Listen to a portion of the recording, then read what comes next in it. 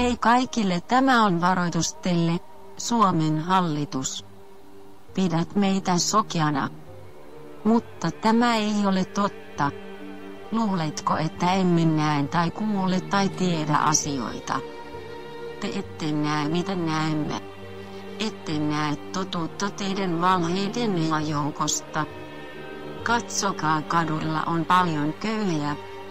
Katsokaa lapsia, nuoria ja aikuisia, jotka ryöstää kaupasta tavaroita, ruokaa tai rahaa, koska heidän perheellänsä ei ole tarpeeksi rahaa.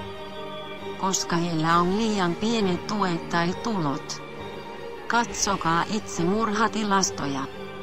Onko tämä muka hyvinvointivaltio? Ei se ole.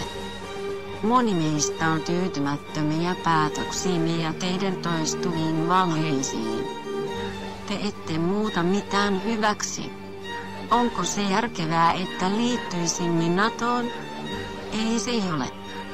Koska siitä syystä todennäköisesti syntyisi sota. Myös luulette tietävänne kaiken, mutta miten voisitte tietää, kun ette ole olleet kaduilla, köyhiä, masentuneita tai muuta vastaavaa?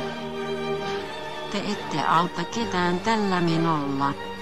Jos haluaisit auttaa, tekisitte nämä asiat.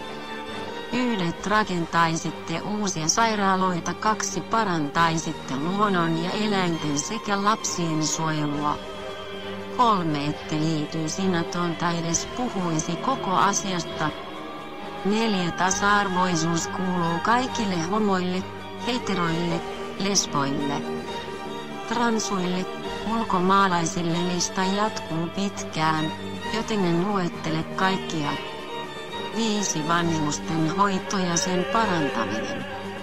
6. Psykiatrisia hoitopaikkoja tarvisi enemmän. 7. Vuokrien hinta pitäisi olla halvempi sekä asuntojen. 8. Palkkoja pitäisi nostattaa, mutta ei teidän. Loput tiedätte, ellette ole erittäin tyhmiä. Me olemme Anonymous. Me olemme Legioona. Me emme anna anteeksi. Me emme unohda. Voit odottaa meitä.